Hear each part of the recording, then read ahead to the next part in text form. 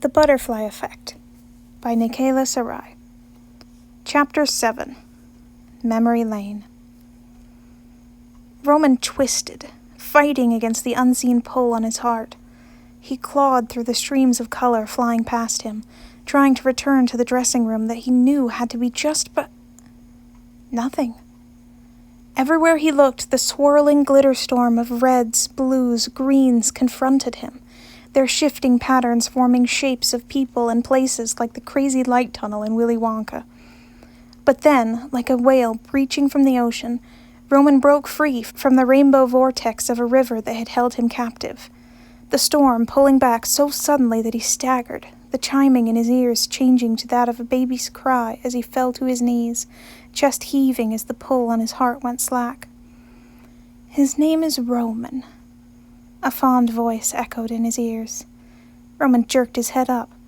"Mom." He twisted on his knees, expecting her to be right there, only to be confronted with the rainbow current that had brought him to this place. It roared past him like a river nearing a waterfall, never ending, always changing. "Roman," his father warmly agreed. "A good, strong name for our boy." "Dad." Again, Roman spun in place, heart racing as he searched the Rainbow River for either of his parents. What was this place? Had he died? Was he dead? How? A bomb? The watch! Roman shoved to his feet, his heart trying to leap out of his chest as he tried to throw the thing away from him, only for the pocket watch to remain stuck fast in his grip, his fingers frozen in place as the device pulsed like a golden strobe light. Had Patton? No, he couldn't believe that. Patton wouldn't have given him a bomb. But then how? Where was he? "Breathe, Roman," a voice like an angel soothed. "Despite how it looks, you're not dead." He whirled, raising his free hand protectively in front of him as a man, his pearly skin shimmering like an iridescent fire opal, stepped further into the open space between currents he had blended so well with. "Breathe," he repeated with a friendly smile, his hands hanging loosely by his sides, showing he was unarmed. "You're not in danger here." "Careful, Ro," his father called. "Don't climb too high." A child's giggle came in response. "But Dad, I want to play on the tires." Roman inhaled sharply. That was his voice. He spun, catching a glimpse of himself as a toddler, wearing faded blue overalls as he played in the rainbow current, jumping from one small tire to another before fading from view. For not being dead, it sure felt like it. Where else could his life literally be passing before his eyes? Roman shook his head, deliberately exhaling before he turned back to the glowing figure, forcing a smile on his lips. Who was this guy? Not an angel, probably. Hopefully not a demon. But Roman wasn't a master at improv for nothing. He flashed the figure a smile and chuckled, spreading his hands, the chain of the pocket watch jingling softly with the movement. A watch that took him to a mysterious rainbow glowing figure. Maybe the guy was... Well, one way to find out. "That was amazing," Roman said, forcing himself to make eye contact as he tilted his other hand back and forth. "A bit loud on the gong, admittedly, rough on the journey here, but I gotta say, you have the presentation down, Sir Genie." Soft sobbing sounded from behind him, and it took all he had to not turn around and see what was happening. "I forgot the words," his 6-year-old self wailed.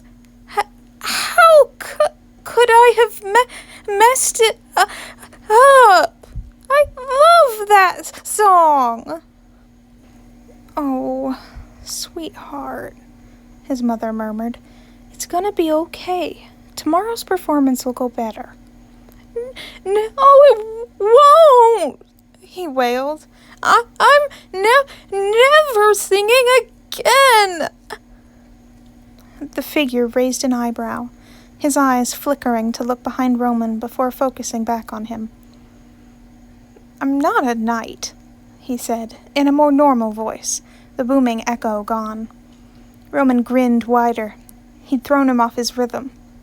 Perfect. He took a step forward, hoping the figure wouldn't see how his hands were shaking. "But you didn't deny that you were a genie." The genie blinked, mouth opening before he snapped it shut, shaking his head with a soft chuckle. "For an actor, I thought you'd be more skeptical." "Skeptical?" Roman scoffed, briefly touching the crown pendant, accidentally brushing the small wound just below it. Patton had shown him how to see the extraordinary in the ordinary, to believe in what couldn't be seen. "I'm an actor. I get paid to pretend to be someone else all day. Therefore," he gestured to the guy's constantly color-shifting body, "I'm more inclined to want to believe in the impossible." It was better than thinking he was dead. "Plus," he shrugged, rubbing the back of his neck, heat rushing up to his cheeks, "Aladdin is my favorite movie."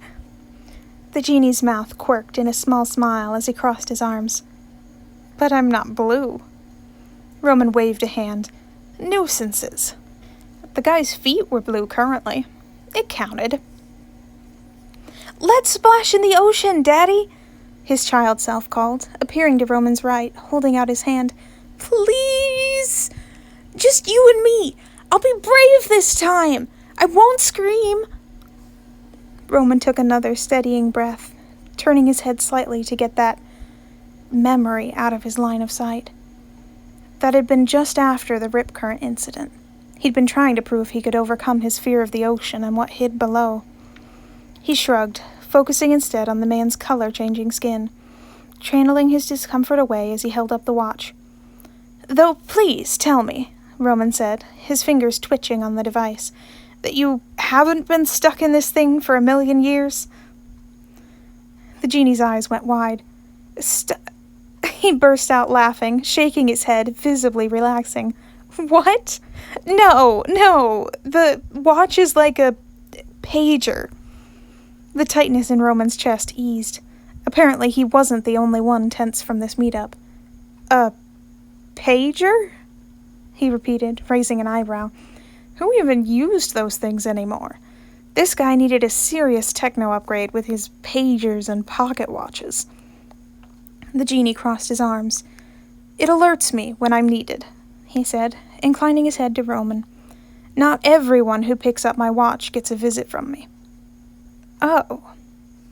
Roman ran his thumb over the rose engraving, frowning thoughtfully as he watched more reds and greens swirl along the guy's arms. "Huh. So he'd been chosen?" "What's wrong with Sir Squiggles the Brave?" young Roman whispered, appearing behind the genie, hugging his hamster's cage. "Why won't he wake up?" Roman winced. Okay, these memories really needed to stop. "So, this watch chose me." He looked down, unable to keep eye contact with the genie when his younger self was standing right there, staring at him with puppy dog eyes. "And brought me here so you could..." God, it was so stupid to even think. He shrugged, scuffing his foot against the flowing colors making up the floor to this odd space. "Grant me 3 wishes?" he asked, almost inaudibly. The genie's feet appeared in his line of vision as he laid a hand on Roman's shoulder. "You're quick to believe I'm a genie, yet doubt I would grant you 3 wishes?" he asked gently. Roman looked up, fighting against the hope flaring in his chest. "So you will?" The colors shimmering within the genie's skin swirled into blues and purples as he shook his head, exhaling as he took a step back. Roman slumped. He should have known. It was too good to be true. "I don't want to look like a freaking beetle anymore!" preteen Roman yelled from within the rainbows swirling around them. "I want to look like the cool kids, not a dweeby nobody with a stupid haircut." "I can't grant you 3 wishes, no," the genie said, keeping his smile soft and understanding as Roman hunched his shoulders further. Because my domain is time. He smirked as Roman jerked his head up. Time? What did that mean? Instead of 3 wishes, you get 3 decisions. The genie gestured to the rainbow surrounding him. You have 3 chances to go back in time and choose again. A puppy? Roman squeaked, his voice cracking as he fell to his knees, a brightly colored rainbow puppy happily jumping into his arms. You got me a puppy? His parents laughed, coming into view, wide smiles on their faces. What are you going to name him, Roro? His mother asked. His younger self hugged the puppy close. Chocolate, he said decisively. His name is Chocolate. Roman stilled. No way. Time travel? He couldn't believe it. You're giving me the chance to go back in time? The genie nodded, his mouth twitching into a tiny smirk. Yes. Back in time. Yes. Wherever I want? Whenever I want? Roman said, a giddy rush of adrenaline racing through him. He could see it now, visiting London and seeing Shakespeare's plays, visiting the Library of Alexandria before it burned, or even sailing with the Vikings across the Atlantic. The genie grimaced. Roman mentally groaned, tensing. The guy was giving him whiplash. You can't just me, dude. The genie gestured to the timeline around them. While you have been given the chance to go back in time, Roman, you are limited to only your timeline, to just the choices you have made. You'll be unable to visit any place or affect anything that you weren't personally involved in. And there went his chance to meet Shakespeare. I should have known you'd have rules, Roman mumbled, glancing at the golden watch. Conditions. It was disappointing for sure, but it made a lot of sense. Less chance to screw up the space-time continuum if it was only his own life he was messing with. The genie inclined his head. Of course. He looked up. I'm guessing it's to prevent, evil from taking over the world. No paradoxes, time loops, or unraveling the very fabric of time. A tremor ran through the genie as he flashed red, orange, and purple.